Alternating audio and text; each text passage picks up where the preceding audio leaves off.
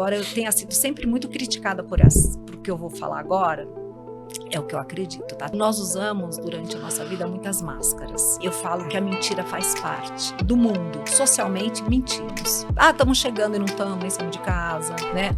Uma vontade de te ver, não tô. Só falei isso porque é agradável, o povo escutar. Então, assim, a gente mente, lógico, em proporções diferentes. É cultural. A mentira é interessante. Eu não aceito mentira de jeito nenhum. Gente, já é a própria mentira, né? Porque você aceita, assim, e você quer, muitas vezes. E você compactua dela. Muitas das vezes. É muito difícil você perguntar, nossa, o que você achou da minha roupa? Eu falar, nossa, eu não gostei. É muito difícil, é muito ruim para eu fazer isso. E então, é muito difícil da pessoa absorver. Lógico, eu tô falando de algo dentro de uma questão social.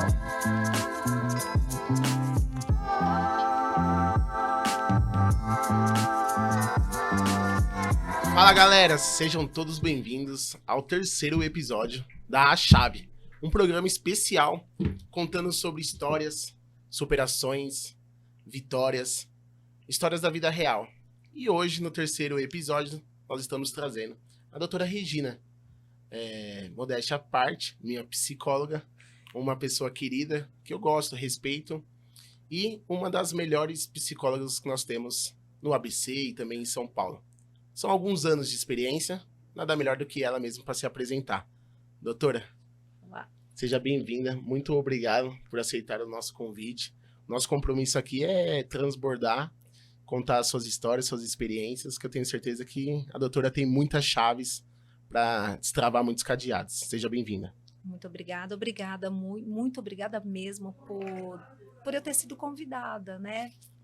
Foi uma surpresa, uma boa surpresa.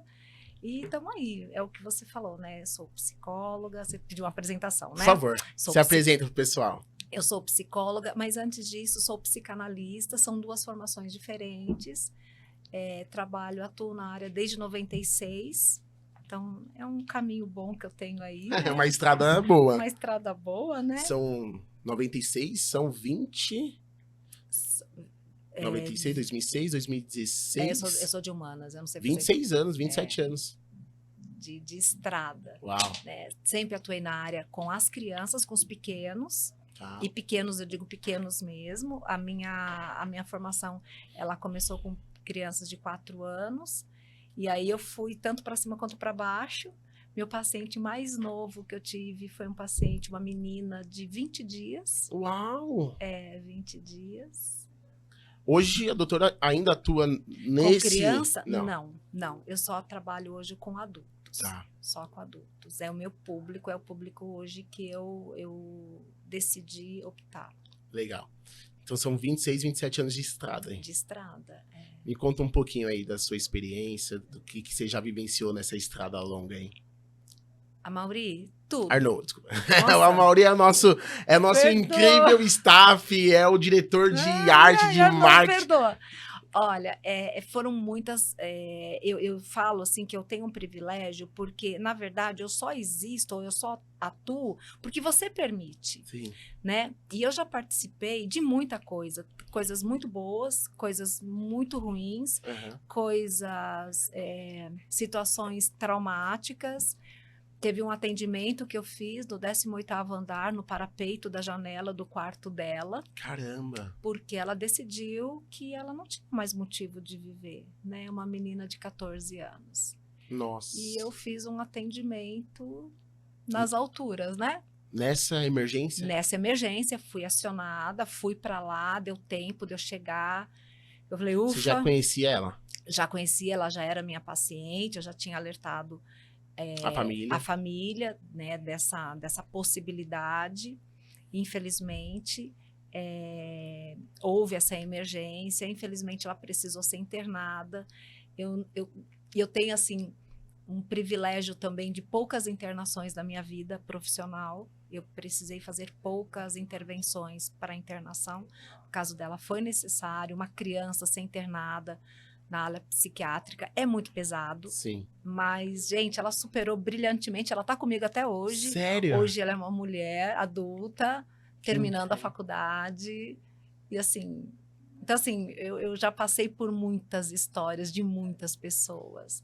Deus já operou aí e é o que eu falo para as pessoas, né? psicólogo, pessoas que trabalham nessa área, pra mim, são verdadeiros anjos da guarda, né? Porque salvou uma vida, né? Me deixaram. E assim, o que você falou, né? Deus atuou. Realmente, né? Porque é isso. Eu tenho uma técnica, sim, eu Sim. tenho um amor muito grande pelo que eu faço, é verdade, mas eu pouco posso se eu estiver sozinha. Uau. Eu pouco posso. E até hoje ela é sua paciente. Até hoje ela é minha paciente. E Muito assim, mais fortalecida. ela fez, é a segunda faculdade que ela faz, né? Que Então legal. assim, e assim, vivendo, plena. Né? Já fui em Nossa, que história, hein? casamentos, já fui em enterros. Olha, essa história é uma história Forte, né? forte. É um marco aí na sua carreira. É uma menina que sofreu muito, muito, muito. Doutora, me fala um pouquinho, como que a doutora entrou nessa área? Por quê? Ah, só uma dúvida. A doutora falou que é psicóloga e... Psicanalista. Qual que é a diferença? O psicólogo, a psicanálise, ela é uma ciência trazida por Freud, né? E a gente até, todos brincam, né? Ah, Freud é o pai da psicanálise. Sim, ele é um médico, neurologista, e ele começa a entender que tem algo por detrás da patologia que eles não estudam. Tá. E ele começa as suas investigações e a partir daí ele monta ou ele constrói toda a sua teoria.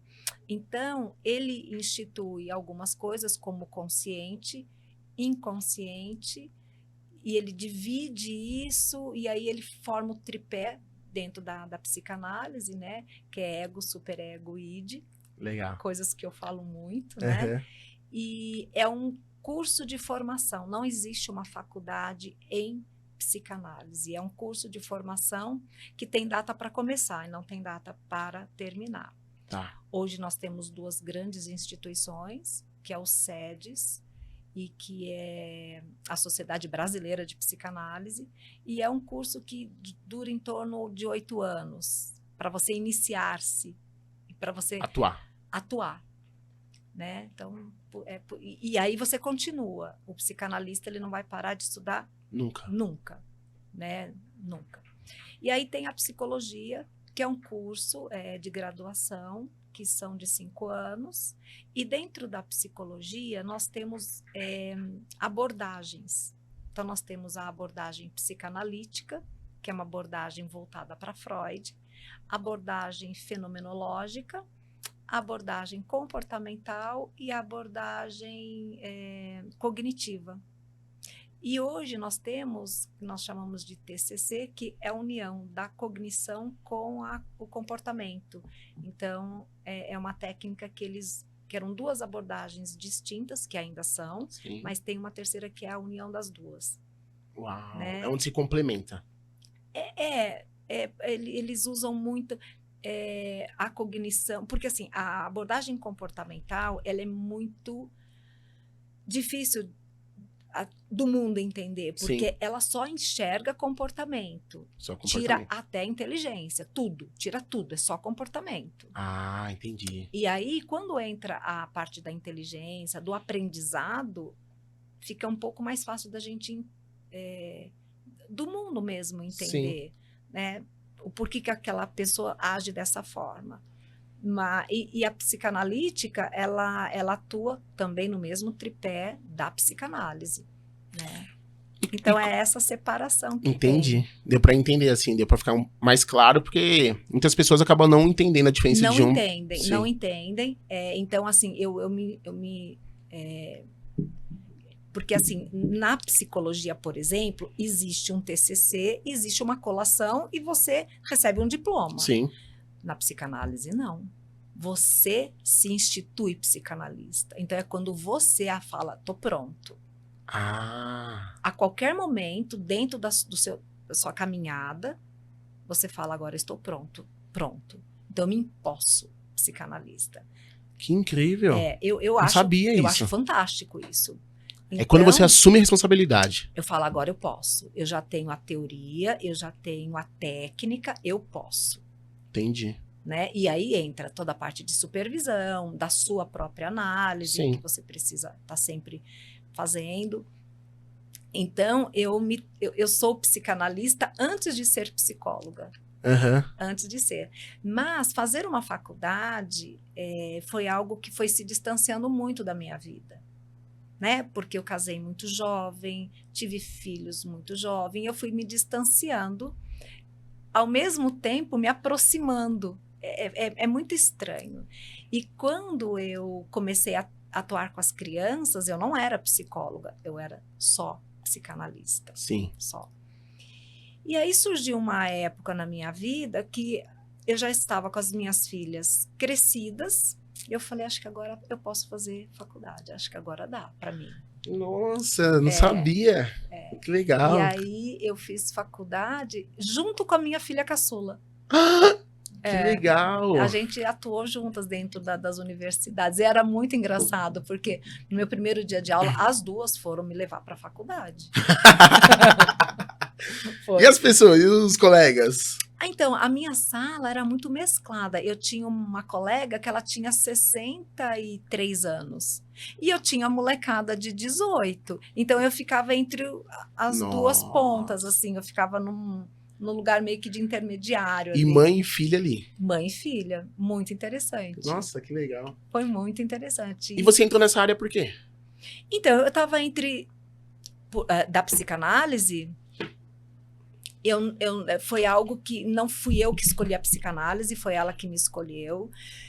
Arnaud, sempre foi assim na minha vida. Eu paro em qualquer lugar, as pessoas vêm falar comigo. Qualquer lugar que eu vou. E às vezes eu dava muito de mim para as pessoas. E eu falava, gente, tá errado isso. A Regina agiria dessa forma, mas ela não é a Regina. Porque daí quem que suporta a minha escolha? Eu que escolhi. Quem que sustenta a minha escolha? Eu. Eu falava, tá errado. Mas todo mundo vinha falar comigo. Fila de banco, supermercado, na rua, me paravam na rua. As pessoas me paravam e falavam assim, eu preciso te contar alguma coisa, eu não sei porquê, eu vi você e eu preciso falar. E desabavam na minha frente e eu não sabia exatamente o que acontecia. E isso aconteceu com as crianças. E eu sempre fui de escutar muito. Uhum. E aí as coisas foram acontecendo, eu comecei a estudar muito, comecei a estudar junto à evangelização, então eu me tornei uma evangelizadora, e no meio disso tudo a psicanálise surgiu com uma potência, com uma força incrível. Quando eu fui fazer faculdade, eu ainda fiquei entre psicologia e direito. Então talvez nós poderíamos ainda ter uma doutora, mas na área jurídica. Hoje eu pensei, o ano passado eu comecei a me preparar para fazer medicina. Por quê? Porque como nós estamos carentes de bons psiquiatras, né? E embora eu tenha uma parceria com um psiquiatra, o Dr. Daniel, que atende por acaso em São Caetano, que ele é fantástico, mas ele também é psicanalista, né? Eu falo assim para ele, eu falo, Daniel, você é fantástico porque você é psicanalista, né? Mas como a formação dele, a graduação dele é na psiquiatria, ele foi fazer a psicanálise para, olha só que fantástico, para poder beneficiar o paciente dele. Nossa. E eu queria fazer a psiquiatria para beneficiar o meu paciente. Sim. Porque eu gosto muito de estudar a parte de farmácia, né? E de drogas, tudo eu gosto. E aí, às vezes o psiquiatra dá uma medicação, eu falo, tá errado. Pode voltar, pode procurar outro. Fala para ele, olha, minha psicóloga falou assim, como sugestão, se eu pudesse olhar para isso. Sim. E geralmente psiquiatras, médicos, de uma certa forma, eu sei que é preconceituoso o que eu vou falar, mas eles são deuses, né? Então eles não aceitam muito esse tipo de intervenção. Não gostam. Então, não são todos, lógico, sim, né? Mas tem uma resistência. Tem uma resistência. Uma característica que eu tiro disso que a doutora está comentando é que uma característica muito forte que você apresenta é o cuidar, né? É o cuidar e o servir as pessoas. Por quê? Psicóloga, psicanalista, pensa, eventualmente, em exercer a medicina. E também já pensou em seguir na área do direito, né? Tudo voltado ao cuidar, né? Ao servir o próximo. E interessante, porque quando eu trabalhava com as crianças, eu queria fazer o direito para entrar na questão de uma intervenção jurídica possível, porque eu tinha alguns insights, eu falava, gente, não pode acontecer isso. Tem que ter uma lei, né? E eu não sei da lei, porque eu não conheço assim a fundo. Né? Ixi, naquele tempo não tinha Google, o doutor Google não falava pra gente um monte de coisa. Então, eu pensei, gente, eu vou fazer direito para entrar nessa questão mais técnica para eu ajudar a atuar junto às crianças. Até quando eu tomasse uma decisão, minha decisão tá mais embasada. Sim. Né? Eu falei, não dá mais para eu atender criança por 2 motivos. Daí você não perguntou, mas eu vou falar. Não, fique à vontade. Aqui é um bate-papo. E um deles foi o que foi decisivo. Eu perdi 2 crianças. Eu perdi 2 crianças em épocas diferentes. E eu perdi por não conhecer o direito. Ou não estar... não ter base legal juridicamente. Não, até para entrar com uma intervenção mais séria. Eu Regina, não os pais. Sim. Porque eu falei, não, gente, não é possível. Né? Um deles, eu tenho o presente dele até hoje, que ele me deu, que é uma bonequinha que põe em cima do lápis, é uma princesa. O pai dele matou ele. Eu pedi para que fosse afastado ele do pai, não tive força. E o pai dele atirou fogo nele. Uau! Uma criança de 4 anos. Então, quando isso aconteceu, eu fiquei muito impactada. Porque eu falei, Caio, eu avisei. Né? Mas eu não tinha legalmente o que eu fazer. Sim. Né? Ele é pai, tem o pátrio poder, ele é pai. Né? Então, foi muito difícil. É uma curiosidade minha. Quando nós enxergamos psicólogo, médico, né? Com superpoder, né? Tem uma capa ali do super-herói, de Superman. Da Mulher Maravilha. E como que é o impacto de uma situação dessa na sua carreira? Como que você seguiu no outro dia, na outra semana, no outro mês? Porque é um marco muito forte, assim, é uma descarga de emoção, de energia muito forte. E aí, como que é a Regina? Então, a Regina sofre muito. Porque não tenho como me aproximar de qualquer dor sem eu encostar nessa dor. Sim. Um dos trabalhos mais, talvez, difíceis da minha profissão é a empatia. É eu realmente chegar e encostar na tua dor. Sim. Né? Eu costumo fazer muitas analogias no setting terapêutico, e são analogias muito, às vezes, engraçadas, né? Mas eu falo, é como se você fosse para a feira com uma sacola cheia de frutas. De frutas. Eu pego uma alça da sua sacola e eu vou com você. Aí eu faço a sugestão, vamos trocar por um carrinho? Né? Você fala, não, eu quero de sacola. Então a gente vai de sacola. Porque é você que vive. Mas você vai sugerindo. Eu vou sugerindo, eu vou acendendo luzes, eu vou abrindo, sabe, possibilidades que a pessoa não pensou. Tirando a venda. Uhum. Mas, respondendo a sua pergunta, eu faço. Eu tenho a minha psicóloga, né, a minha psicanalista. Eu preciso do meu atendimento, do cuidar de mim. Tem atendimentos que eu fecho a minha agenda, às vezes. Eu termino de atender, eu falo, não dá, para mim não dá mais hoje. Não dá. Aí eu ligo para minha, falo, tá difícil, né? E aí ela fala, vem para cá, ou a gente conversa 5 minutos ao telefone, Sim. Só para eu voltar um pouco, sabe? Ir voltando. Nossa, que legal, eu não tinha essa visão. Olha, o Thiago Caldeira esteve conosco no primeiro episódio e ele falou algo muito parecido. Ele falou assim, Arnaud, eu sou nutricionista, mas tem alguém também que cuida de mim, da minha alimentação. Então, um ponto que a doutora traz aqui é, por mais que você cuida e acaba servindo às outras pessoas, você precisa muito também ter pessoas que vão cuidar e te servir. Sim, tem que cuidar de mim. Eu preciso desse cuidado.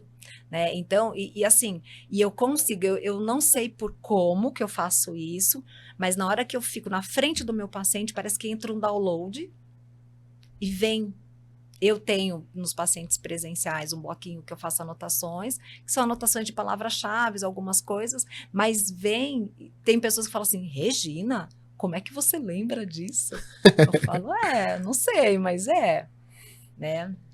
Doutora, a gente falou muito, né? Só um ponto importante. Como que tem sido os pacientes pós-Covid? Acho que é legal a gente abordar isso, porque é um trauma muito forte que aconteceu com todos, desde uma criança, que a doutora já está acostumada, né? Se iniciou sua carreira atendendo as crianças, mas desde um adulto, como que foi, como está sendo ali no consultório essa questão do Covid? Bom, primeiro que nós vivemos, né, em 2019/2020, aquilo que nós nunca tínhamos vivido em toda a história da humanidade, né? Porque nós já vivemos guerras, mas até na guerra a gente vai se preparando, né? Sim. Porque tem a bomba hoje, aí amanhã é a bomba e tiro, depois é metralhadora, é carro. As coisas vão tendo um processo de aproximação. E acontece, sei lá, né? Vou falar qualquer coisa. Na Argentina, não acontece no Brasil. Até chegar no Brasil demorou, a gente fica falando, fica escutando, Especulando. se preparando, especulando. A pandemia não. Foi no mundo inteiro, foi uma ação de ontem para hoje. Sim. De ontem para hoje, tá tudo fechado. O mundo. O mundo. Não é assim São Paulo, São Bernardo, a minha casa. Não, é o mundo. E você entrou em contato, embora isso não seja novidade, mas você entrou em contato com a morte. Então, você chegou muito perto, todos, da possibilidade de morrer hoje. Não é um dia. Não é quando meu pai fica velho. Não, é hoje.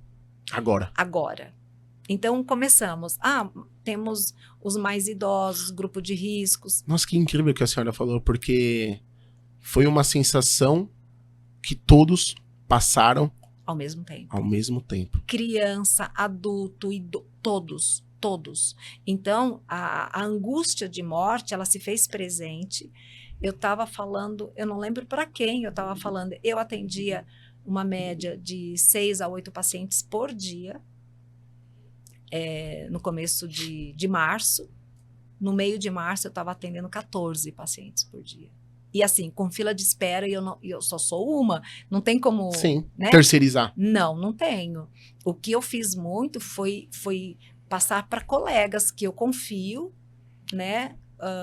Mas por conta da urgência, da né? urgência. Da pessoa precisar de um amparo. Então, assim, os meus, eles estavam meio que protegidos, porque eu não liberava nenhum horário deles. Sim. Agora, os que chegaram com angústias de morte, e aí foi um salto. Eles já entraram num processo de sintoma muito forte. Então, uma pessoa que tinha até uma proximidade com a ansiedade, talvez nunca tivesse um sintoma ansioso, entrou no dia seguinte com sintomas. Caramba. E sintomas fortes, de paralisar. Aí, eu também estava em pandemia, Sim. né? Mas, às vezes, eu tinha que sair toda paramentada, porque a gente tinha toda essa questão para atender um paciente em casa que estava trancado no banheiro e não conseguia abrir a porta. Nossa. Né? Então... foi um pesadelo. Foi. E hoje, ainda está assim. Porque as pessoas, muitas ainda... Eu tenho um paciente que ainda hoje, ele sai paramentado. Inclusive, ele mandou fazer um macacão de plástico. Ele se veste com macacão, como se ele fosse um astronauta. Igual aquele cara que entra nas abelhas, né? Uhum. Ele tá todo... E ele sai com 4 máscaras, 2 luvas. E ele foi para esse extremo... E aí eu falei assim, nossa, mas não tá em terapia? Eu falei, gente, ele já tá indo pra rua, ele tá indo assim, mas ele tá indo. Ele já tá vencendo as batalhas dele. Eu falei, é um processo, cada um tem um processo, não tem data. Sim. Não tem data. Tem pacientes que eu trabalho 1 ano, tem pacientes que eu estou com ele... eu tenho um paciente que tá comigo 14 anos já. A cada tanto tempo eu falo assim, aquilo que a gente está trabalhando já zeramos, tá? Você tá de alta novamente. Aí ele fala, mas a gente pode continuar? Eu falei, gente, terapia é para sempre. Então eu falo, vamos fazer assim, vamos tirar umas férias? 30 dias de férias, daqui 1 mês você volta. Tá bom. Dá 2 semanas ele fala, podemos voltar? Falei, podemos. Bora voltar. E aí vai fazendo E um aí ciclo. vai. Porque, assim, problemas do dia a dia que estressam, principalmente nessa questão da pandemia, muita gente que estava praticamente de alta Voltou. voltou. Foi muito forte, né? Foi muito forte. E mundial. Mundial. E sem ninguém ter certeza de E nada. preparo, né? Ninguém tava esperando, né? Não, e assim, né? O médico fala que não pode uma coisa hoje, amanhã fala que pode, depois fala que não pode. E agora? Sim. A gente não sabia. Eu falei, gente, a gente está lidando com aquilo que nós nunca vivemos. Então, foi muito forte. É ainda hoje. A minha carga de trabalho ainda está grande. Sim. Embora eu tenha aberto um horizonte tremendo, porque hoje eu atendo alguns países, Ai, que legal. né? Olha que interessante. Antes, para você atender fora do país, online, você precisava de uma autorização do CRP. O CRP não liberava qualquer pessoa. E eu tinha uma autorização para atender 3 pacientes. Um estava na China, um estava no Canadá e um estava na Itália. Tinha esses 3 pacientes. Na pandemia, Liberou tudo. liberou tudo. Até hoje. Agora, e hoje, assim, eu atendo... Tá muito, muito equilibrado. Eu atendo ainda hoje na clínica muita gente online e muita gente presencial. Assim, tá muito equilibrado hoje. Doutora, agora eu quero partir para a Regina. Ai meu Deus. Vamos lá. Estávamos muito numa zona de conforto, né? Eu acho que falar da doutora é falar de uma profissional de excelência. Mas e a Regina? Me conta um pouquinho. Quem que é a Regina? Vamos entrar um pouquinho na Regina. Oxe, que pergunta difícil. Quem é a Regina? Quem é a Regina? Eu acho que a Regina é uma pessoa simples, exigente, né? Gosto de coisas muito simples, que não significam que sejam coisas usuais, Sim. né? É a famosa minimalista? Sou. Gente, que dificuldade. Às vezes, para comprar qualquer coisa, eu vou atrás do menos, onde o menos é mais. Então, eu tenho muita dificuldade de encontrar o que eu quero. Sim. E muita coisa eu construo porque eu não encontro. Uau. Então, eu quero determinada coisa, eu não consigo encontrar. Como, por exemplo, prato? Como, por exemplo, prato. Como, por exemplo, prato. Como que surgiu essa questão do prato? Então... Explica pro pessoal. O prato, a doutora, eu mandei em algum fazer. momento informal, ali numa conversa, ela me contou que ela desenhou um prato, né? Então, porque eu gosto de coisas diferentes. E aí, eu gosto muito de pôr mesa posta. Eu amo pôr mesa posta. Então, eu fico buscando objetos para eu colocar quando eu recebo alguém. Sim. E eu vou, que nem ontem eu recebi uma pessoa muito querida em casa e eu queria pôr rosas brancas na mesa. Então, eu vou atrás da rosa branca porque eu acho que combina com a pessoa e tudo bem. Sim. Né? Então, eu faço isso. E, gente, como é difícil comprar prato.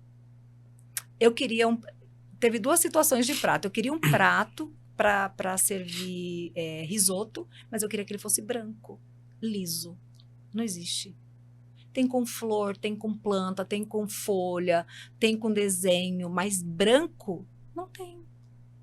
Aí eu peguei, desenhei o prato, aí mandei para uma artista, uma artesã, ela fez o prato para mim.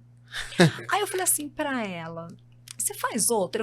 Eu queria, na verdade, com a minha assinatura, o meu sobrenome. Sim. Né? O meu sobrenome, para mim, ele tem uma força muito grande. Eu amo de paixão o meu sobrenome por uma questão de construção histórica da minha família. Nossa, que legal. Olha só. Que é doutora Regina? Sobrenome é? Bertacchini. Bertacchini. Esse sobrenome, para mim, é o sobrenome, da verdade, da minha mãe, mas conta toda uma história. O meu avô, olha só, eu tenho 61 anos, né? A gente fez a conta agora há pouco. Que não né? parece. Muito obrigada. Eu tenho 61 anos. A minha mãe teria hoje 82 anos, porque pela soma. Agora, o meu avô, eu não sei quantos anos ele teria. A minha mãe era a filha mais velha, eu não sei quantos anos o meu avô teria. Mas, enfim, vamos colocar aí uns 110 anos. Tá. Meu avô, ele veio da Itália para cá, mas ele era engenheiro. O meu avô era graduado. E isso, para mim, Há 100 anos atrás. era muito difícil, Sim. né? Só que ele não era só graduado, meu avô era anarquista. Caramba. Ele era anarquista e ele teve 3 filhos e ele ensinou seus filhos a terem liberdade de expressão, inclusive à mesa. Nos almoços de domingo na minha casa, a criança tinha voz. A criança era ouvida. E isso não era para qualquer um. Sim. Então, eu carregar esse sobrenome, meu tio, ele era músico. Ele foi preso na época da ditadura, né, por estar no meio de pessoas que se expressavam, né? Minha mãe, no tempo de Jango, olha só, né, tempo de Jânio Quadros, quando presidente, ela foi para as ruas. Minha tia, irmã da minha mãe, tinha 4 faculdades, entre elas filosofia e ciências sociais. Então, assim, ela era da manifestação. Então é uma família muito atuante. Muito politicamente, e meu avô sempre trouxe isso pra gente, né? Então, há 100 anos atrás. Há 100 anos. Então, trazer esse sobrenome para mim tem uma história muito... Bertacchini, né? E aí eu falei, gente, eu queria assinatura. E ela falou, olha, Regina, não dá para assinar porque vai borrar, porque vai pro forno, nanana. Eu falei, então eu vou usar as cores que meu avô mais gostava. E nós fizemos... Quais eram? Que é o azul, o laranja e o verde. E marrom é uma cor que eu gosto, e aí eu inseri a minha cor. A sua identidade. A minha. Então, são pratos nessas cores, com desenhos geométricos, e cada um é de um jeito.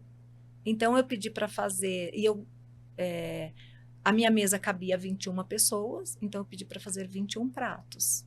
E são assim. Nossa, que 21 legal. pratos diferentes, que seria a assinatura a sua assinatura. A minha assinatura. Sim. É a minha representação simbólica, né? Entendi. É a minha representação simbólica. Então, eu mandei fazer. Então, assim, é difícil encontrar um prato que eu goste. Né? Uma roupa. É difícil. Porque eu gosto do simples, mas eu gosto do simples com um diferencial. Às vezes eu fico buscando uma cor específica e não encontro. Do simples sofisticado. É que as pessoas acabam achando que ser glamuroso é algo muito grande e ser simples é algo muito pequeno. Não, né? Não é. Então, assim, quando você vai na minha casa, e, lógico, a maioria não sabe da história do prato, mas eu sei.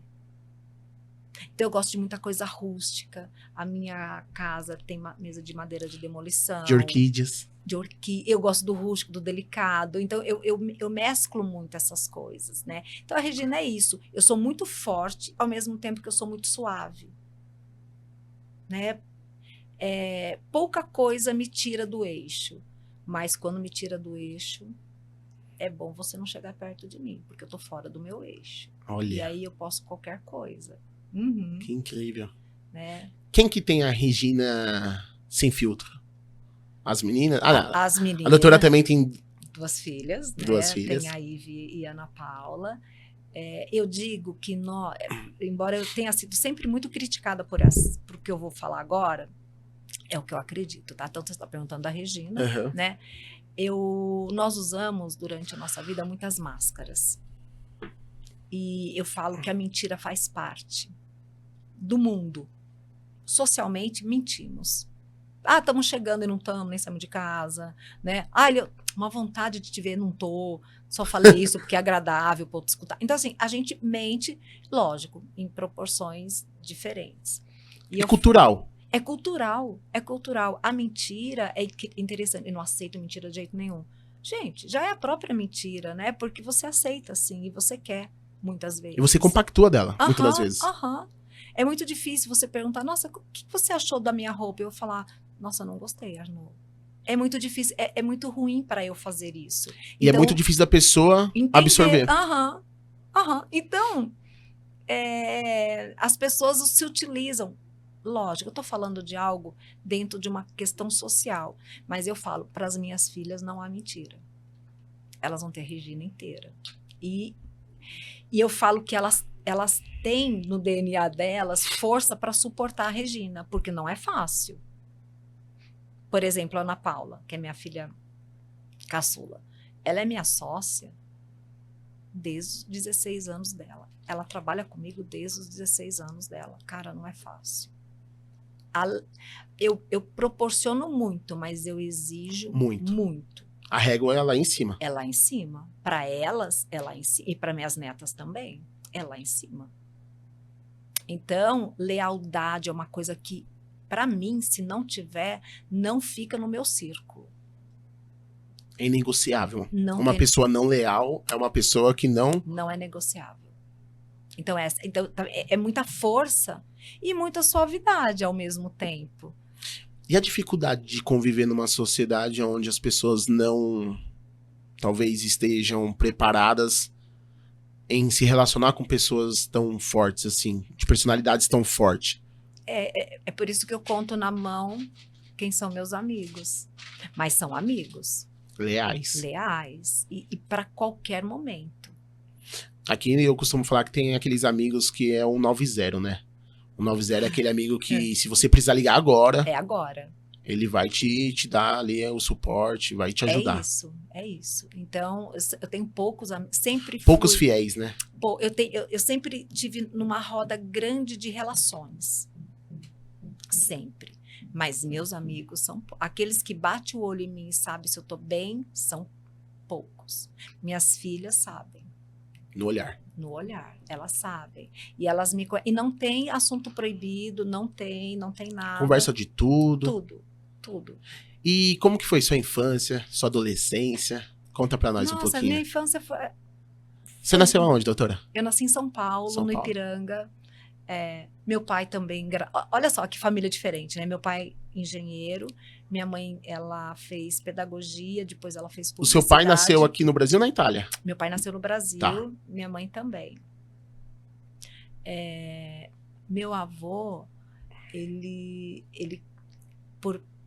abriu, montou uma construtora, ele veio para o Brasil, ele não tinha nada, passou bastante dificuldade financeira e ficou rico, ficou milionário. Então, quando Getúlio Vargas instaurou algumas questões que ele acreditava ser justas, ele ficou pobre, porque ele vendeu tudo, a indústria dele, a casa dele, porque quando foi, para ele não era negociável ele entender que um presidente falou que o empregado tinha o dever de pagar ao empregador todos os direitos, ele fez retroativa desde o começo que ele chegou no Brasil. Então, para ele poder honrar com tudo isso, ele vendeu toda a fortuna dele. Uau. Então, é um legado tão importante isso, Sim. que ele falava assim, filha, deita a cabeça no travesseiro, por mais que o mundo esteja brigando com você, saiba que você está fazendo o que você decidiu fazer. Ser correto. Ser correto, era o que ele fazia. Então, é um legado. O meu pai também muito correto, muito certinho, né? Mas o meu pai era engenheiro, ele fez engenharia na USP, e eu lembro de eu estudando, fazendo lição, tudo, e meu pai, eu achava que meu pai não tivesse um braço, porque ele era metalúrgico e ele deslocava o ombro com muita facilidade, então ele ficava na tipóia. Sim. Então eu cresci achando que meu pai não tinha braço. Nossa. E eu ficava assim, nossa, ele não pode nem me bater, né? Porque não tem braço, né? Então para mim fazia todo sentido do mundo ele não poder me bater. Né? Mas ele tinha braço, os dois. Mas eu achei que ele não tivesse braço. Meu pai foi transferido quando eu tinha 9 anos para Porto Alegre, e eu morei no Rio Grande do Sul dos 9 até meus 16 anos. Vim para São Paulo, porque minha mãe veio transferida para cá, ela era publicitária. Seu pai é engenheiro e sua mãe publicitária. Aí vim para cá, e aí foi minha adolescência, minha vida adulta foi o começo dela em São Paulo, na cidade de Campinas, porque ela foi para Campinas. Aí depois eu acabei me casando. Filha única ou não? Não, eu tenho mais 2 irmãs. Irmãs. 2 irmãs. Um lar de mulheres. Nossa, um lar de mulher, brigava com as irmãs, tudo igual. Tudo igual, acho que qualquer... E tudo com personalidade. Tudo. Ô, povo difícil, hein? Difícil. E é aquela história, né? De domingo a mesa posta Do café da manhã até a noite. Essa questão da mesa posta já vinha da sua mãe? Já vinha da minha avó. Da sua avó. Na verdade, eu acho que eu tô falando, mas pensando agora, eu acho que vem do meu avô. Porque minha avó, ela colocava a mesa do café da manhã, no final de semana, e até a noite a mesa. Só iam trocando. E a mesa sempre arrumada. Sempre. E a sempre. importância das refeições serem em família. Em família. Isso era... Não, até hoje. Até hoje. Hoje eu moro sozinha. Eu coloco a mesa para eu comer. Eu chego em casa, vou fazer minha janta, eu coloco meu prato e vou arrumar. Eu arrumo a mesa. Não é chegar lá, colocar o prato e comer. Põe até vela. Tem dias que eu tô inspirada, põe uma vela. E tô legal. feliz. E as suas filhas pegaram isso também? Ou elas desconectou um pouquinho disso? Não. A Ive, interessante, né? Ela instituiu algumas coisas, que nem o café da manhã é sagrado. O nosso café da manhã. E o café da manhã antigamente era de sábado, hoje é de domingo. Então, a gente ainda tem... Você se reúne para tomar o Sim, café? Café da manhã. Com a mesa posta. Com a mesa posta. E hoje é aniversário da minha netinha caçula, né? E ela acorda muito cedo, Arnaud, ela acorda muito cedo. Mas ela, dentro dessa nossa questão familiar, o aniversariante é acordado com uma bandeja de café da manhã na cama e depois você vai para a mesa. Aí minha filha me passou uma mensagem hoje, 5 horas da manhã. Olha, eu e a Maria Beatriz acordada, para poder acordar antes da Laura, porque a Laura acorda muito cedo.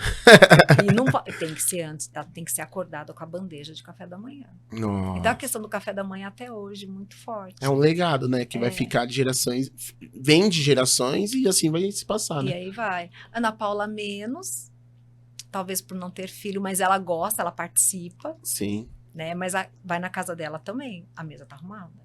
Olha, que legal. As coisas estão organizadas. Eu gosto de coisas organizadas. Sim. Né?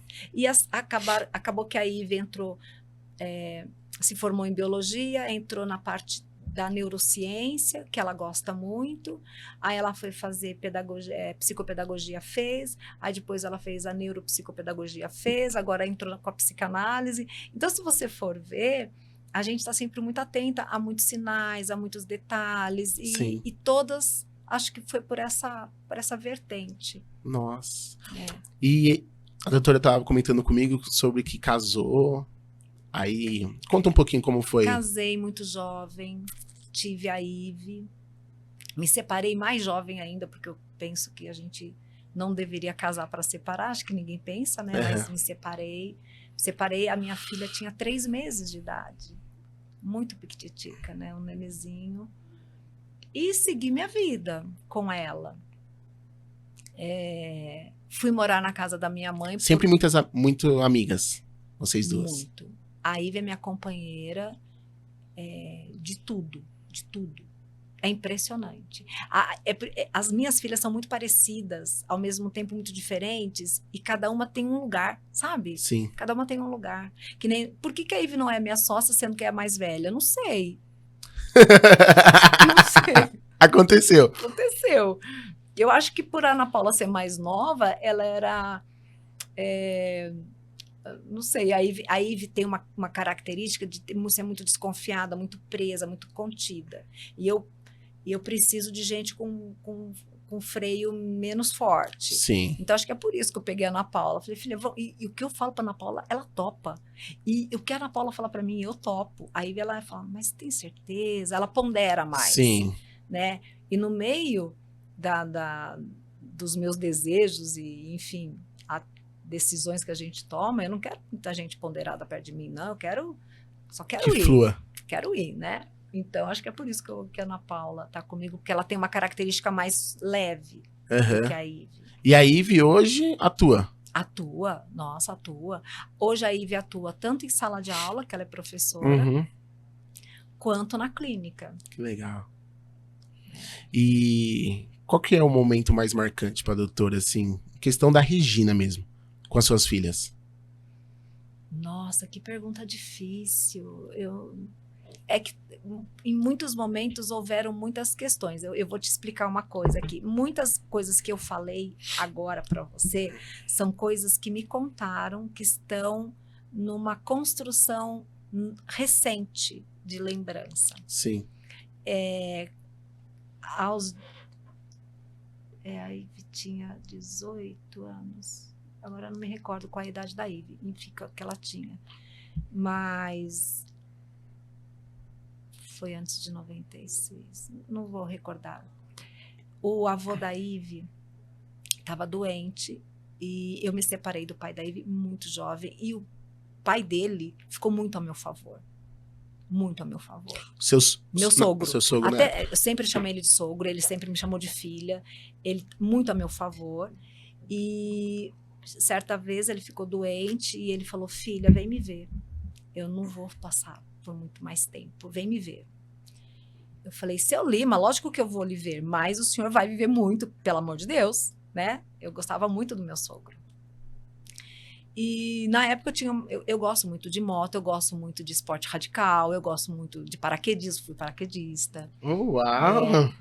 Tirei brevet de paraquedas. E aí eu falei pra Ivy: vamos de moto? Pra Campinas? E a Ivy não gosta de moto. Ah, mãe, eu falei: vamos, filha. Puta domingão bonito, né? Bora de moto? Bora. Mas eu sempre tomei muito cuidado, né? Sim. Sempre roupa de couro, capacete, luva, bota, tudo. E ela também. Pegamos a Bandeirantes e fomos embora de moto. Eu vou me permitir te chamar de você, tá? Pelo amor de Deus, por favor. E você pilotando? Eu pilotando. É uma Harley?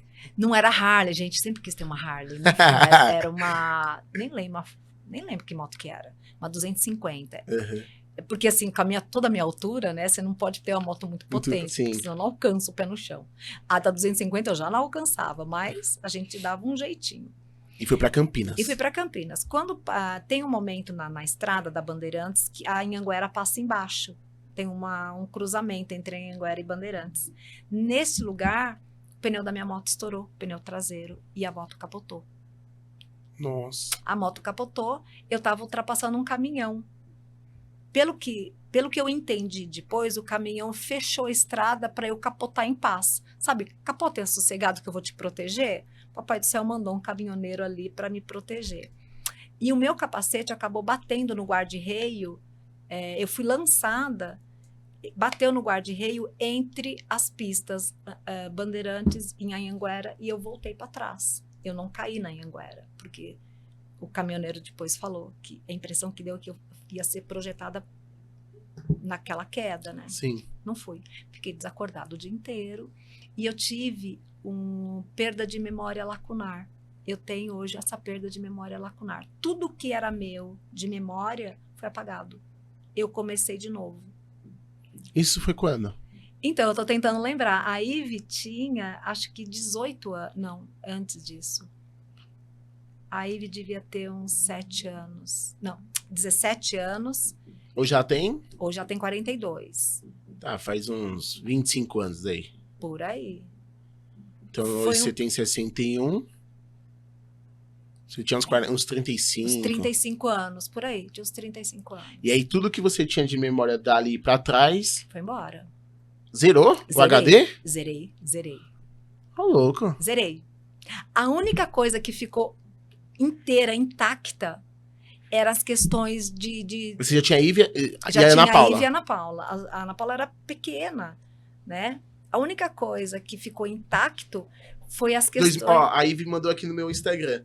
2004. Foi 2004? 2004. Eu tô com o Instagram aberto aqui, ela mandou, ó. 2004. Cara, então é isso. 2000. Meu Deus, mas... E eu perdi essa... A memória. A memória. Né? Mas calma aí, quando você perde a memória, aí você volta pra casa e vê sua filha ali, como que é? Então, a única coisa que, eu não sei como, mas estava preservada as meninas. Alguma coisa preservou. E nessa batida, né, nesse capotamento, o que eu lembro... Vamos lá, Ivy tá online, ver se ela... Ivy, ajuda sua mãe aqui. O que eu lembro? De eu escutar, de eu me assustar, eu virar para trás e a Ivy falar para mim: mãe, fica tranquila, foi o pneu da moto que estourou. Eu lembro disso. O que a Ivy lembra? De eu virando para trás e falando assim: filha, se segura em mim, fica tranquila que foi o pneu da moto que estourou. Uau. E hoje não faz sentido nenhum, porque eu tô de capacete, ela tá de capacete, a gente tá a 100 por hora. Você escuta? Não, né? Quem falou? Não sei. Quem escutou? Fomos nós, Sim. mas é isso. Meu Deus. Teve isso, e aí eu passei o dia todo no hospital, tava desacordada. Mas isso foi algo, assim, muito marcante na sua vida. Nossa, foi. Foi um divisor de águas ali? Ou não? Eu acho que eu tenho muitos divisores de águas, Arnaud, mas eu acho que sim. É um dos. É um dos. Eu acho que talvez tenha sido o que tenha mexido com muitas pessoas. Mas em questão assim, teve da memória, mas quebrou braço, perna, Zero. nada. A única coisa que talvez acho que nem dê mais pra ver é uma queimadura que eu Sim. tenho, porque a luva saiu e a gente arrastou a mão, eu e ela. E ela ficou bem, a Ivy. Bem, assim, nenhuma das duas nós não tivemos nada, uma luxação. Nós tivemos queimadura na mão, mas mais nada. Mais nada. Que incrível. E a memória com a Ana ficou intacta. Ficou. Mas, Parece- tinha coisa assim, no primeiro domingo que aconteceu, os amigos todos foram para minha casa, tudo, não lembrava. Eu estava muito assustada, Sim. porque eu não conhecia o mundo. E aí estava todo mundo na mesa almoçando, a mesa novamente, nós almoçando, e um dos amigos, eu nem lembro quem, acho que deve ter sido o Lelê, que falou assim, mas você lembra das suas netas, né? E eu me assustei. Já tinha elas. Não! Aí eu comecei a chorar, falei, gente, eu tenho neta, eu não lembro. Aí todo mundo riu. Nossa. Ana Paula me sacaneou desde sempre. Ana Paula, ela montava, porque eu não sabia me vestir, eu não sabia falar muita coisa. Foi um processo Sim. forte, né? E a Ana Paula montava as roupas e ela punha roupas que eu não usava porque eu não gostava. Ela falava, mãe, você adora essa roupa, ó. E ela... E eu punha. Que nem um fantoche. Ela ria, se divertia. A Ana Paula fazia isso. E você ali começou a configurar o seu HD tudo do zero. Do zero. Só que já uma mulher com 2 filhas. Com 2 filhas. E muitas coisas a gente reaprendeu. E acho que por isso que nós fizemos um acordo entre nós. Porque teve uma época que... No passado, eu tive uma desavença com uma pessoa, mas era coisa particular. Quando essa pessoa soube do meu acidente, ela veio até mim. E aí me falou, mãe, essa pessoa é sua amiga, você gosta dela, nananana. Tá bom. Então eu recebi ela como amiga. Mas... Você não se conectou? Não. Era algo esquisito, eu não conseguia, eu não ficava à vontade. E elas tentando ali a reconciliação. Isso, né? Só que... Mas eu não ficava à vontade. Caramba! E aí um dia a Ivy falou, mãe, na verdade ela não é sua amiga, aconteceu isso. E aí eles começaram, os meus amigos e elas, a me contar histórias da minha família. Reconstruindo. Aí eu fui reconstruindo todas as minhas memórias. Que incrível. Então eu não sei hoje o que eu sei porque eu lembro. Ou pelo que te contaram. Ou porque... Isso, não sei. Ou pelo que você sente. Ou por isso. Porque essa amizade, né, essa pessoa, você acabou não se conectando novamente, que era algo de sentimento. Seu sentimento não se conectou. Não. Nossa. Aqui tem algumas coisas importantes. Não sabia que a doutora era aventureira. Adoro. Tanto é que eu Moto, ganhei. paraquedas. Eu ganhei da Ana Paula esse ano um salto de paraquedas de aniversário. Ela falou, mãe. Eu falei, Lá em bora. Boituva. Eu falei, bora. E lá eu saltava lá. E eu tenho fotos, moleca. Em algum momento você já saltou sozinha? Sim, eu tenho brevet. Caramba! Eu saltava de T10, depois passei a saltar de papillon e depois de asa, que são nomes de... Acho que o T10 nem existe mais, era um paraquedas do exército. Eu fiz pela Polícia Militar o curso. Mas o que o salto, você mais aprendeu com o salto? Com essas aventuras aí? O que mais te... Talvez a disciplina. Porque para eu brincar, para eu me divertir, eu tenho que cumprir um protocolo muito sério, muito rígido. Quem dobra meu paraquedas sou eu, e eu tenho que dobrar do jeito certo, porque ele não abre. Funciona assim.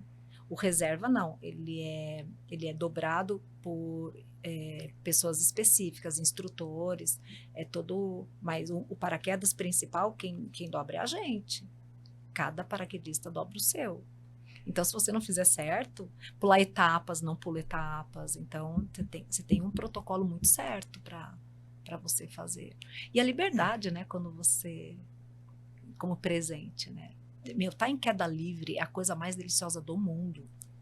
Caramba. Nossa. Como também andar de moto. Como também. Gente, eu amo. De moto na chuva. Aqui a gente tira a liberdade, a responsabilidade, o assumir os riscos, né? Tem Isso tudo. diz muito sobre a Regina? Isso diz muito sobre mim. Até hoje eu faço, eu e a Ana Paula, né? As duas na questão de empreender, a gente está sempre com ideias, sempre fazendo coisas, sempre Ousadas. bastante. Eu sou. Que incrível, que Eu sou. incrível. E nesse momento atual, o que você poderia deixar de mensagem para as pessoas, para as mulheres, nesse momento atual? Se você pudesse deixar uma mensagem no outdoor, que essa mensagem ela passaria sempre, mas para todas as pessoas do mundo. Que mensagem que a doutora Olha, eventualmente não é deixaria? minha, vou parafrasear, tá? Mas é uma frase que eu falo tanto, que esses dias eu ganhei de uma paciente um quadro, porque ela encontrou numa viagem que ela foi fazer essa frase, né? Tá com medo? Vai com medo mesmo. Essa é a minha frase, né? Quem traz isso é o Winnicott, né? Freud, ele fala de uma outra forma, o Winnicott faz uma releitura. Então, assim, tá com medo? Vai com medo mesmo. Não deixa de fazer. Não deixa de viver, né? E eu acho que, principalmente para as mulheres, gente, não se apeguem no número. Hoje eu tenho 60 anos. Tudo bem eu querer fazer Pular de faculdade, paraquedas. pular de paraquedas, sabe? Me divertir. Ir pro samba com a minha filha, gente. Tomar né? aquele vinho Tomar vinho. Eu posso o que eu quiser. quando quiser. Quando quiser, eu posso. Não deixe uma idade, um número, uma imposição, uma regra social, qualquer coisa, falar não para você e você aceitar um não. Não sei quem pode falar esse não. Eu penso que somente eu posso ser essa pessoa a falar o não, porque eu estou escolhendo outra coisa e não porque eu não estou escolhendo, Sim. né? O não não é um bloqueio. É Não uma deve. escolha para algo que você quer acessar. Que eu quero acessar. Se eu pudesse deixar, acho que eu falaria isso. Que incrível. Eu vou te fazer algumas perguntas, Ai, meu Deus. mas é Filha, ajuda aí. mais a questão assim de te ajudar e me ajudar a entrar um pouco mais na Regina. O que você mais gosta de fazer nos seus tempos livres? Depende muito, mas eu gosto muito de cuidar de plantas. Eu gosto muito de ficar com as netas. Eu gosto muito de viajar. Uma viagem marcante foi quando? E aonde? Ah, foi uma... Essa que veio na sua cabeça assim, a primeira. Foi cansativa, tá? Mas eu fui o ano passado, eu acho, o ano retrasado, eu fui pra Gramado com as duas netas. Ai, que delícia. E nós Só com as meninas? Só com as meninas, eu e as meninas. Por quê? Não sei por quê. Porque eu queria viver essa experiência com elas. Eu queria. A Maria... A Ivy vai saber melhor de idade. Eu tenho essa dificuldade, acho que por conta até de tanta coisa que tá na minha cabeça. Mas... eu acho que Maria Beatriz tinha 7 anos. E Maria Laura 5. Ou Maria Beatriz 8 e Maria Laura 6, por aí. Meu, foi extremamente gratificante. Eu gosto de ser a avó que faz as aventuras, né? A minha mãe era assim com as minhas filhas. É memória afetiva? Afetiva, eu acho que é o presente que eu posso dar para elas. São as memórias que a gente vai construir. Foram quantos dias? Nós ficamos 6 dias, 5 ou 6 dias. 5 ou 6 dias. Foi bastante. Foi intensa. Foi intenso. Mas Nossa. incrível, e assim, né? Incrível, incrível. Foi no inverno e nós fizemos vários passeios. Foram lá na casa do ursinho, montar o ursinho pra elas? Fomos. Cara, aquele negócio, né? Coisa cara. Eu falei, Jesus. Eu levei minha filha em Campos do Jordão e tem essa lá franquia. E... o duro não é montar, né? Encher de espuma, né? O duro é acessório, né? mas sabe o que me marcou muito? Foi ter gravado a voz dela no ursinho. Só que ela tinha 3 anos, né? E isso pra mim foi algo muito marcante, porque tudo bem que a gente tem os vídeos hoje, né? Nós temos muita tecnologia pra eternizar os momentos. Mas é engraçado, você aperta o ursinho lá em casa, a Manu falando com 3 anos. É fantástico. É incrível. A Ivy colocou agora há pouco um vídeo na internet da Maria Laura falando alguma coisa. Foi na hora que eu tava entrando aqui que eu peguei. Eu falei, gente, que delícia. E até eu ia perguntar para ela, filha, você tem um vídeo do dia que ela descobriu que todo ano ela faz aniversário no mesmo dia? Foi fantástico. Nossa! A construção do pensamento dela, eu falei, gente, que fantástico. Uma coisa que também você falou que me chamou a atenção é que vocês cresceram num lar de mulheres, né? De mulheres. E Porque mulheres, você tem 2 irmãs, sim. 2 filhas e 2 netas. Na família da minha mãe... É a família Bertacchini. Bertacchini. É minha mãe, minha tia e meu tio. Meu tio morreu aos 18 anos. Então, também foi um lar de mulheres. E de mulheres fortes. Não é qualquer mulher, não, tem que ser forte ainda. Né? Todas que vão muito pra vida, pra luta, sabe? Guerreiras. Que sabem o que quer. Sabem. Que incrível. Sabem. Quem a gente tava conversando, né, sobre a 190, mas quem que seria, eu costumo chamar de chave mestra. Aquela chave mestra é a pessoa que acessa tudo em você, né?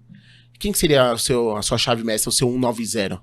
Seria, bom, tirando as meninas, que estão sempre ali, seriam 2 pessoas que eu tenho, que é a Alessandra Casali, que eu falo assim, cara, a gente só não nasceu na mesma família, mas eu a considero uma irmã, e a Ana Ribeiro. Tanto é que a gente tem a mesma tatuagem. As 3. Na verdade, são 5 que estão tatuadas, Sim. né? Mas Essas 2 são... As 2 são os meus... Os seus 190. Meu 90, elas são. Hoje a Regina tem 61 anos. O que você diria pra Regina de 51 anos? Decida mais rápido. Decida mais rápido. Decida mais rápido. O ser humano, numa forma geral, ele acaba procrastinando algumas decisões importantes na vida, né? Por quê? Quanto maior é a importância de qualquer evento... Você me ensinou muito sobre os sinais também, né? Muito. Então nós temos que estar atentos aos sinais. Temos, mas o que acontece? Quanto maior o evento, mais eu invisto. Eu invisto em cuidado, em amor, em amparo. Eu invisto. E esse investimento, na hora de eu abandonar, é algo difícil para mim. Por que a mulher apanha e não separa do marido? E às vezes quem trabalha é ela, né? Porque tem investimento, ela acredita que um dia aquilo vai mudar. Ela acredita que pode mudar de alguma maneira algum dia. É investimento. E quando você tem uma decisão extremamente importante, dependendo do investimento, você pondera muito. Só que os sinais, Arnaud, eles estão ali, ó, batendo, evidentes ali, ó. Latejando. E aquilo começa a te incomodar. Então, eu falaria, eu estaria mais feliz há mais tempo, sabe? Eu mais feliz mais parte do tempo, em vez de estar mais contida. Sim. A questão, então, para a Regina de 51 anos, para os jovens, para todos que estão aqui nos acompanhando, decida as coisas mais rápido. Haja de uma forma rápida. Porque na hora que Assuma a responsabilidade. Assuma. Porque na hora que vem, você tem que estar pronto para os sinais. Eu acho que é muito perigoso. Às vezes as relações são tão superficiais hoje que você troca de amigo, troca de companheiro, troca de tanta coisa. Tá tudo muito descartável. Descartável. Não é isso que eu tô falando, mas na hora que os sinais são evidentes, não espera. E você usou uma frase antes que era vai... Sem medo. Tá com medo? Vai com medo mesmo. Então, assim, às vezes eu deixo de decidir algo porque eu tô com medo. Eu tô com medo. Então se amarrou aí, né? Então, assim, decida e vai com medo. E vai com medo. Porque a viver dá medo. Gente, viver é uma delícia e não tem garantias. E não tem manual. Não tem. E, sabe, vai com medo mesmo, gente. Mas vai. Eu costumo falar que em mar agitado que se faz bom marinheiro, né? E a vida é um mar agitado. Mar agitado. Ai, tem uma calmaria lá e acolá, que coisa boa, né?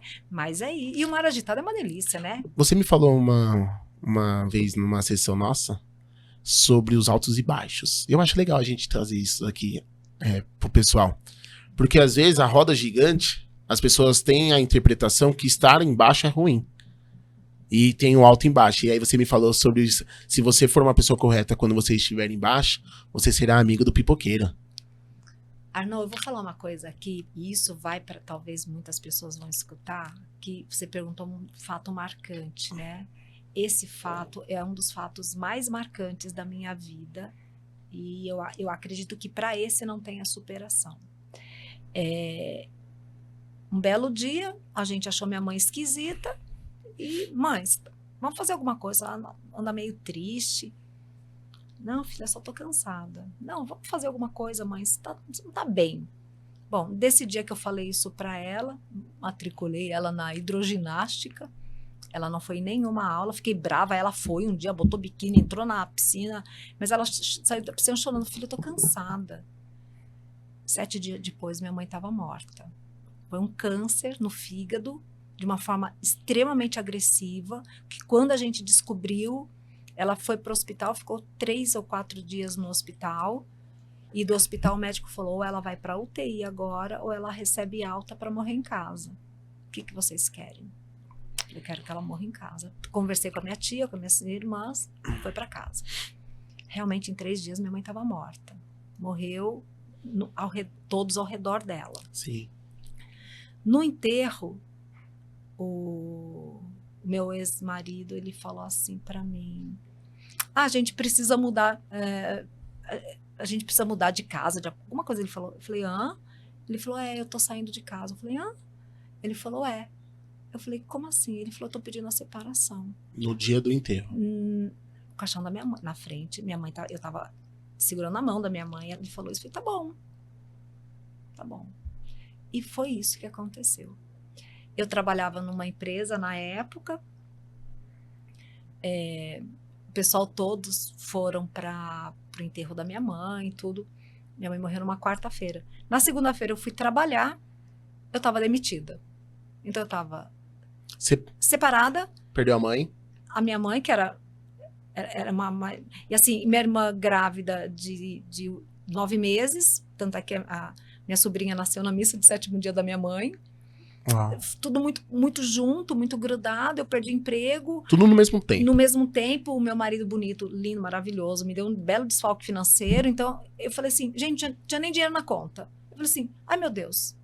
Fiquei sem carro, sem marido, sem casa, sem nada. Ali, então, foi seu maior deserto. Foi o maior deserto da sua vida, aquele momento onde tudo estava acontecendo? Eu não sei se pode até ser considerado, mas ele passou muito rápido. A minha faxineira, que mora em Tapecerica da Serra, numa comunidade, ela falou assim para mim, minha irmã, você tem para onde ir? Ela me catou junto com as minhas filhas. Eu morei na casa dela 1 mês. Nossa! Ela tinha 2 quartos na casa dela. Ela era de chão batido, a casa dela. Todos foram dormir em um quarto para eu chegar junto com a minha família no outro quarto. E não era o seu padrão de vida. Não, não. Só que assim, todos me receberam com um sorriso. Eu não vi uma cara feia. Uma indiferença. Tipo, tem certeza? Nada. Nada. Eu morei na casa dela 1 mês. Eu só não passei o Natal lá porque eu não lembro o que aconteceu. Não foi Natal, minha mãe morreu em março, foi Carnaval. Foi um evento religioso, não sei se feriado. Alguma data religiosa, porque minha tia, ela começou a se reorganizar novamente. Ela falou, olha, você não quer vir passar uns dias com a gente? E eu só sei que já estava chegando época de rematrícula, minhas filhas preocupadas. Eu só falei para as duas, vocês confiam em mim? E a Ivy falou, a Ivy que era mais velha, mãe, confio. Falei, então bora que vocês estarão matriculados no primeiro dia de aula, vocês estarão morando na casa de vocês, com tudo certinho. Eu não sei se ela acreditou muito, né, que eu falei isso, mas ela falou pra mim que acreditou, era o que tava valendo. Deixa eu te fazer uma pergunta dentro disso que você tá falando. E o ego? Como que foi? Porque acho que a maioria das pessoas, uma boa parte das pessoas, poxa, você tinha seu marido, você tinha sua casa, você tinha seu conforto, você tinha sua estabilidade. Não desmerecendo a faxineira, mas como foi você ir pra casa de uma terceira pessoa e ali começar tudo de novo? Como que foi assim? E você, uma profissional, uma expert no assunto, como que a pessoa ela gerencia o seu ego ali nesse momento? Então, tem algumas situações que hoje eu vejo com muita A Ivy clareza. falou assim, ó, Ah. sempre acreditei. Sempre, elas são fantásticas.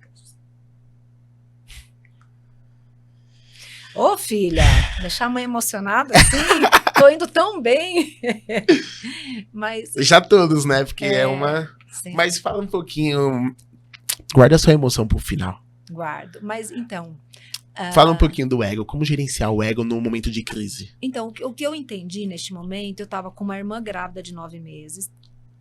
Eu tava com a minha tia arrebentada. A minha avó, de olhar minha avó, era uma dor. Ela enterra 2 filhos, né? Já tinha tido meu tio e minha mãe tão rápido. A minha outra irmã, tava todo mundo tão arrebentado que, de verdade, eu acho que eles não tinham condições de olhar para mim. Eles nem perceberam, eu acho, o que estava acontecendo comigo. Eu não sei. Isso eu nunca trouxe para eles. Eu nunca perguntei, por que vocês me abandonaram? Nunca falei isso, né? Mas eu acho que estava todo mundo tão encapsulado, porque minha mãe era um polo de amor tão grande que perder minha mãe era alguma coisa assim que, sabe, não tinha o que falar. Então, e eu não olhava para mim, eu só olhava para minhas filhas. Eu só queria que elas estivessem bem, porque elas tinham perdido a avó delas. Sim. E eu sabia o que isso representava para. Então, alguém tinha que estar forte. E esse alguém fui eu. Tem que estar forte. Mas eu estava precisando ser cuidada. E eu me desorganizei muito. Eu me desorganizei. Né? Porque aconteceram coisas, né? Eu me separei, fui para um outro lugar. Olha, foi uma sucessão de acontecimentos que eu fui me perdendo. E a Lia falou, Eliette. E onde que foi a virada de chave? Eu acho que foi a necessidade delas. Porque eu também não podia me ausentar de São Bernardo. Minha vida estava em São Bernardo, eu não podia me ausentar. Então foi muito rápido. Da mesma forma que foi rápido eu ir para lá, foi rápido eu voltar.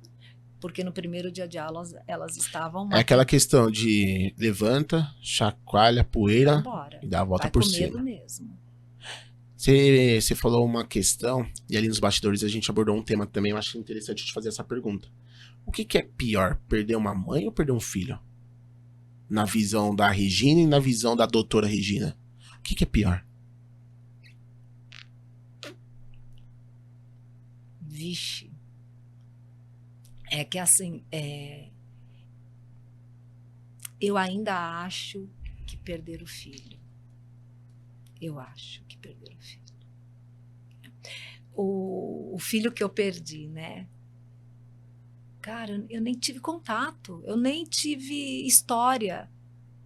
Né? Com a minha mãe eu vivi uma história. Uhum. Eu tive coisas com ela. Memórias. Eu tenho memória. Gente, eu tenho uma paixão pela minha mãe. E eu sei que eu falo para minha mãe, sempre foi muito negociadora. Eu não sei onde que ela tá, mas onde ela estiver, ela tá negociando pra gente se dar bem aqui, pra gente chegar lá e tá tudo bem. Uhum. Né?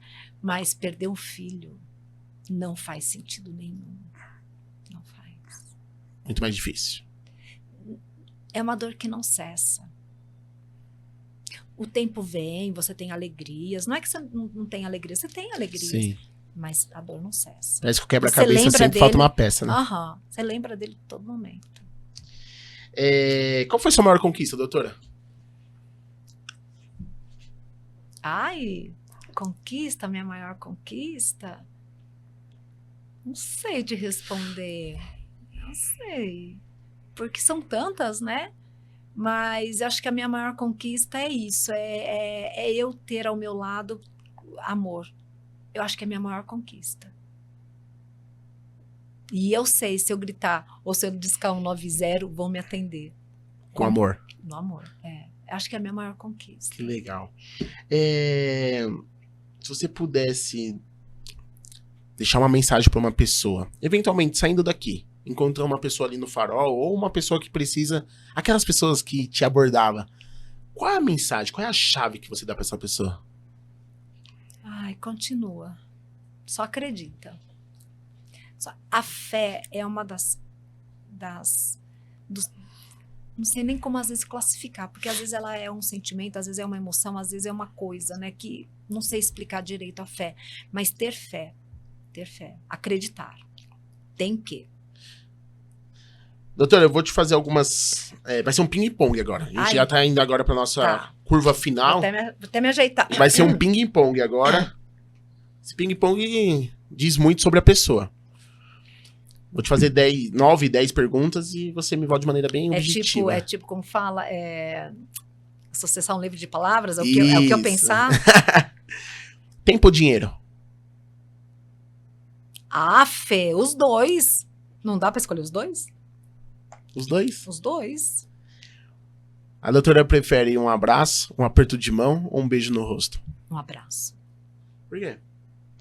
Porque o abraço, simbolicamente, você entra no teu coração junto com o meu. É a conexão dos corações. Uhum. Até para eu entender que não é bom te abraçar, ou que vale a pena. O abraço diz muito. Diz muito. Diz muito. Se você tivesse uma passagem que hoje já tá se tornando real isso, né? Mas se você fosse pra Lua e pudesse levar uma pessoa, quem você levaria? Eu ia levar a Casale. A gente ia rir possivelmente o tempo inteiro. Mas a gente ia dar risada. Eu levava a Casale. A Casale é sua... É meu 90. Seu 90. É a Alessandra Casale. Se você tivesse que fazer uma ligação agora, pra quem você ligaria? Talvez, se eventualmente, assim, na simbologia, fosse sua última ligação. Pra quem você ligaria? Pode ser pra minha mãe? Pode. Pra ela. Seria pra ela. E falaria o quê? Falar, mãe, o que eu faço? Mãe, né? Mãe. Eu ligaria pra ela. Você já falou pra mim uma vez que você não aceita briga entre irmãos, né? Não aceito. A questão da família, da mãe, é muito forte, né? É muito forte. Porque é um dos mandamentos bíblicos, né? Honrar pai e mãe, né? Não aceito. As meninas podem... discussão. Discordar, perfeito. Brigarem, assim, discutirem pontos de vista. Mas não acessar a questão do respeito. Não. Brigar eu não aceito. E não aceito nem das netas. Se as duas começam a brigar, não gosto, não. E aí você diria pra sua mãe? O que eu faço? O que eu faço? Mãe, o que eu faço agora? Não tem nada melhor que um colo de mãe, né? Se tem, eu não sei, não lembro, viu? Bati a cabeça e esqueci. Eu brinco muito, eu falo muito essa frase. Gente, se tem, eu não sei, eu bati a cabeça e esqueci. Mas... Engraçado que, falo por mim,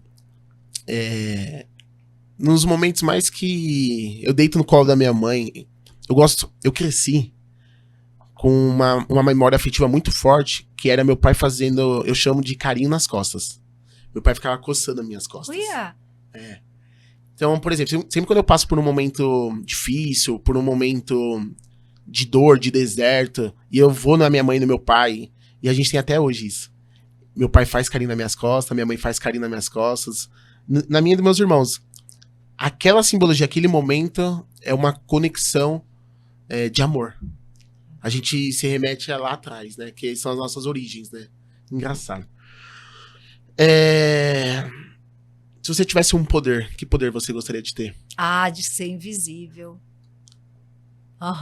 Ia ser muito legal. Ia ser muito legal. Ser invisível, legal. Ser invisível. Qual é a mensagem que você quer deixar? Qual que é o legado que você quer deixar no dia que você for embora? Como que você quer que as pessoas abordem suas netas e falam, a Regina Bertacchini. A Regina Bertacchini. Como que eu poderia? Não sei, um legado, o que elas poderiam... Eu tentei. É muita tentativa. Muita coisa que deu errado, muita coisa deu certo. Mas a Regina Bertachini sempre foi. Ela tentou. Ela ia. Ela vai. Não desiste. Não. Você se acha uma pessoa forte? Eu acho que eu sou eu acho que eu tenho uma força muito grande e dificilmente as pessoas enxergam a minha fragilidade, porque eu sou muito frágil, né? Mas eu sou. Gente, eu numa disputa, numa briga, eu venço. Porque se eu não vencer, eu dou um jeito de vencer. E qual que é o seu calcanhar de Aquiles? Minhas filhas. Suas filhas. Não mexe com elas. Vixe, não mexe. Que a leoa vai rugir. Vai. Nossa, vai. Então, assim, é isso, né? Porque eu tenho uma força e eu quero tudo. E eu falo também assim, gente, não aceite menos que o teu tudo. Você quer tudo? Vai atrás do tudo. Menos que isso, não. Vai. Não faz sentido, né? Não faz. Você quer tudo? Vai atrás do tudo. E ninguém vai te parar. Ninguém me para, não. Se você pudesse deixar uma mensagem para uma pessoa que tá com depressão, uma pessoa que em algum momento pensa em se suicidar, que mensagem que você deixaria para essa pessoa? Procura ajuda. Tem uma frase que eu quero tatuar em mim, né? Eu sou uma, mas não estou só. Eu sou uma, mas não estou só. Então, peça ajuda, né? E ajuda não significa só uma ajuda de um profissional, embora seria o ideal. Mas fala com seu filho, fala com a sua irmã, fala com seu pai, peça ajuda. Tem uma frase que eu gosto que é assim: uma dor dividida é meia dor. É meia dor. Porque é meia minha, meia sua, porque eu dividi essa dor. E É a uma sacola da feira. da feira. E uma alegria compartilhada são duas alegrias. Olha que incrível. Então pedir ajuda. Peça ajuda. Eu falo que a depressão, o entristecimento, ele é muito egoísta. Porque na hora que eu tô triste, eu quero ficar triste. Eu não quero alegria perto de mim. Mas na hora que eu tô alegre, eu distribuo para todo mundo. Alegria transborda. Né? Então, eu vejo pessoas às vezes que não buscam ajuda. Eu falo, gente, vai atrás de ajuda. E qualquer ajuda. Né? Vai para uma religião que você é bem acolhido, né? Vai para reuniões de amigos, de pessoas que gostem de você. Faça um esforço e saia da cama mesmo sem querer. Vai tomar um banho e faça. Sim. Tem alguma coisa que você gostaria de dizer que eu acabei não te perguntando, não trazendo em pauta? Nossa, acho que eu falei até por demais, ó. Produção, nós temos um presente para você. Obrigada. Vamos pôr o fone? Vamos, né? Agora é o momento de ouvir e sentir. Ah, meu Deus.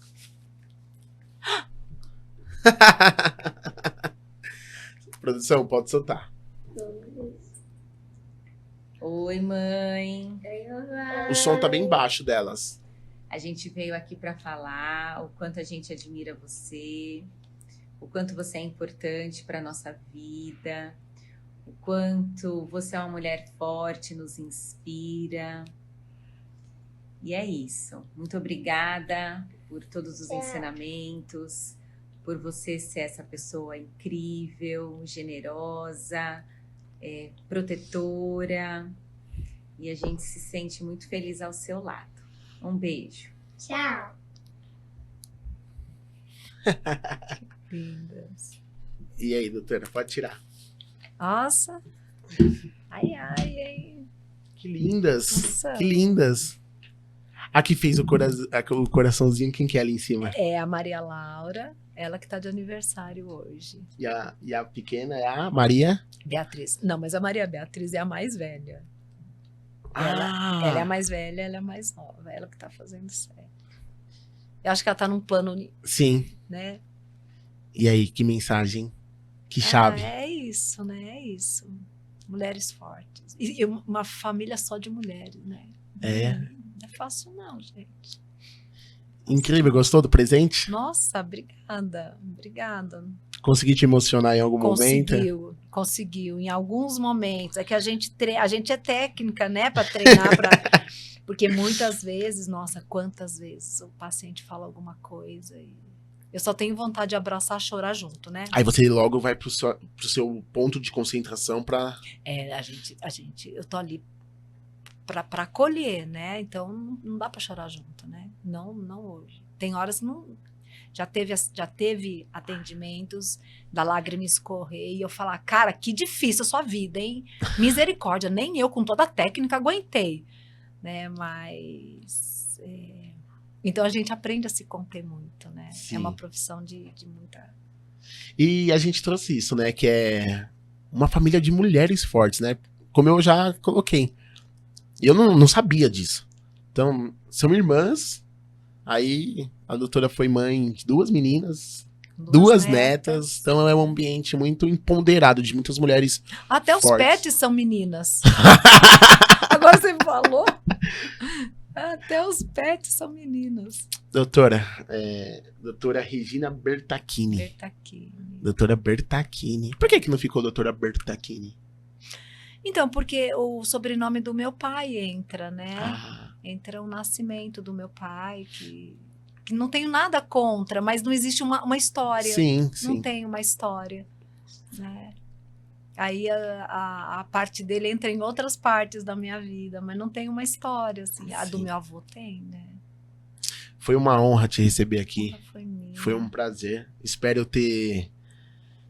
essa conversa ter sido mais leve do que você imaginava. Não, foi boa. É raro eu falar assim de mim tão abertamente, né? Isso... Te conheci outras camadas, né? Isso geralmente é no meu divã que eu falo, né? Foi incrível, foi um prazer. Obrigado, viu? Obrigada eu. Deixa a sua última mensagem, por favor, pessoal. A sua última chave aí. Porque esse programa ele é voltado para testemunhos, né? Para histórias reais. Eu tenho certeza que muitas das coisas que você disse aqui vai ajudar muitas pessoas. Então, eu vejo uma coisa importante que talvez, tomara que as pessoas escutem. Em vários momentos da vida da gente, a gente está num lugar de muito poder, de muito poder. A gente não pode esquecer que nem todos os momentos serão de poder. Porque vai ter a roda gigante, né? Vai ter um momento que eu vou estar lá embaixo. E eu estando lá embaixo, que delícia você dar tchau pro pipoqueiro, né? Que delícia você dar tchau pro pipoqueiro. Então, construa a sua vida em cima dos seus valores. Tenha valores, né? Porque como o mundo carece de valor. Infelizmente, hoje em dia, muitos jovens, muitas pessoas acabam perdendo seus valores por momentos imediatistas, né? Só superfície, né? Só superfície. Então tenham valores, vão atrás, briguem, lutem, acreditem, né? Confiem naquilo que você decidir e seja feliz. Doutora, obrigado, viu? Eu que agradeço. Pessoal, hoje foi esse episódio incrível, um programa voltado para histórias. Nossa missão aqui é trazer chaves para destravar muitos cadeados, contar histórias reais de superações, mostrar que é possível e que se de alguma forma as coisas não estão acontecendo para você, não desista. Toma as decisões rápidas, não tenha medo de viver o extraordinário. É alguma das coisas que a doutora trouxe aqui. Quero agradecer a Deus por essa oportunidade, por essa inspiração. Agradecer minha família, minha esposa, minhas filhas, que são tudo para mim. E aguardo vocês no próximo episódio. Obrigado, fiquem com Deus. Obrigado.